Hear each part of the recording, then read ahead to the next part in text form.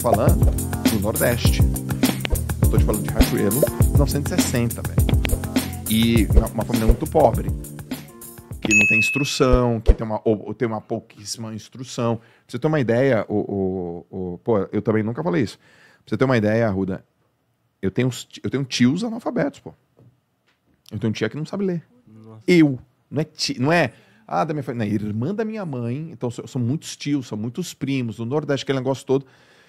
Então é uma coisa que você não vai entendendo. E aí, por que eu tô compartilhando isso? Porque eu fui, no mínimo, investigar. Isso já tem alguns anos que eu sentei lá na casa da minha avó e falei, vó, mas vai me explicando. Ela foi me explicando, eu fui, caracas, tô entendendo. Você resolveu seus traumas. Aí eu fui resolvendo, também do lado do meu pai. Por que isso do meu pai? Por que minha avó tá total? Por que meu avô tá... Por que meu pai saiu daquele lugar que ele vivia? Por que aconteceu?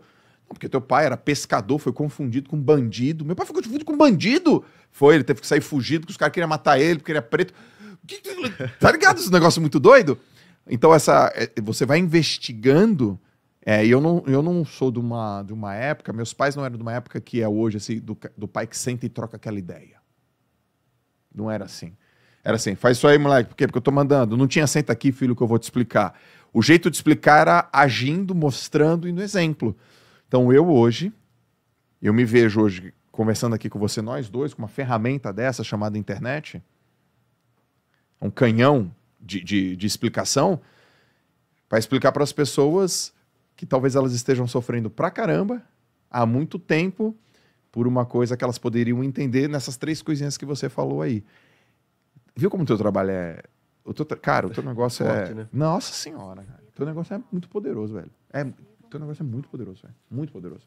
E é importante esse esclarecimento, porque uma coisa que eu bato um pouco contra é daquela motivação sem conteúdo, né? Sem fundamento, Sem né? fundamento. Então a pessoa tá sofrendo, tá com dificuldade, e só fala, não, vai lá, vai dar certo, vamos lá, bora com tudo. Porque ninguém fica mal porque quer, né? Então, às vezes, é um negócio mais profundo. Às vezes ela precisa buscar ajuda. Tem uma frase de um dos maiores psiquiatras, psicanalistas, né, talvez mais famoso da história, que é o Carl Jung, e ele fala a seguinte frase: o homem não é aquilo que aconteceu com ele, e sim o que ele decide se tornar. Para mim, groselha, a maior parte dessa frase. Porque o homem é mais do que ele decide se tornar, mais do que o que aconteceu com ele, do que ele decide se tornar. Ninguém decide se tornar Concordo. depressivo, alcoólatra, ninguém decide se tornar... acordei hoje e vou ali me sentir mal. Ninguém decide se tornar viciado, ter fibromialgia, ter uma doença crônica. Ninguém decide ter câncer. Eu perdi minha mãe pro câncer. Na época, eu não entendia como que... Eu só entendia a hipnose, não entendia ainda a hipnoterapia, não entendia como que a hipnoterapia podia ajudar.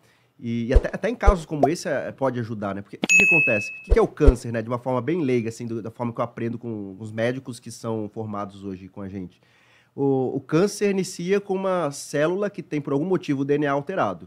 E aí essa célula, ela começa a se duplicar desordenadamente e aí surge o câncer. Uhum. Só que qual que é o ponto? Que todos os dias, eu, você, todo mundo, desenvolve várias dessas células que têm o DNA que não está correto. Uhum. Só que o nosso corpo, naturalmente, todos os dias também está eliminando essas células. Ele identifica as células erradas, com potencial cancerígeno, e elimina. Só que o que acontece? Que pode surgir uma experiência emocional que faz o corpo perder a capacidade natural de se autocurar, ou de fazer esse processo, né, de eliminar células problemáticas. E aí o câncer se desenvolve, né? Por exemplo, isso é mais fácil a gente entender na prática do que na teoria, né? Vou contar um caso que é bem emblemático, é um caso real, só que é muito parecido com vários casos de pessoas que desenvolvem doenças assim mais pesadas, né? Então, uma menina, no útero da mãe ainda, porque desde o útero, né, o feto ali, o bebê, já consegue sentir as experiências, as emoções que a mãe sente.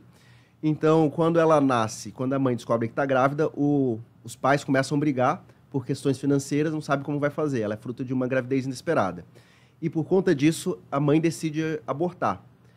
Só que não consegue abortar e a filha nasce e tudo. E aí os pais gostam e tal, passam a amar, normal.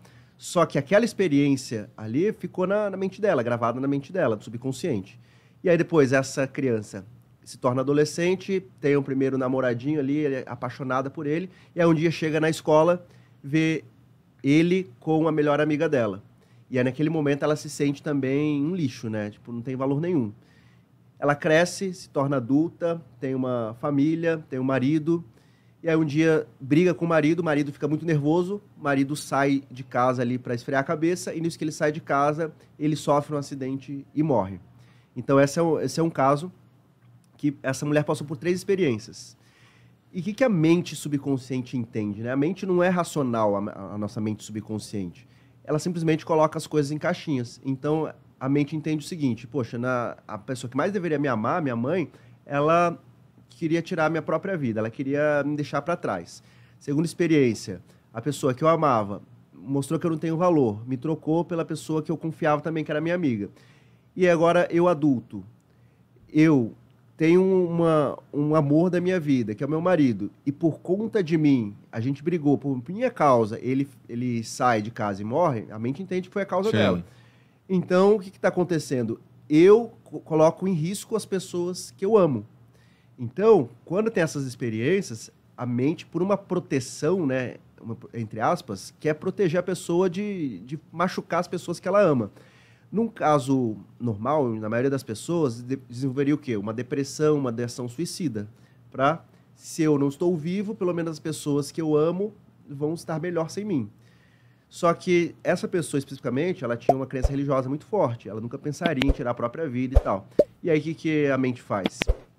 Ela começa a tentar tirar a própria vida de dentro para fora. E aí, gera essas emoções pesadas que faz o corpo perder a capacidade natural de, nesse caso, eliminar as células problemáticas. Então, surge um câncer.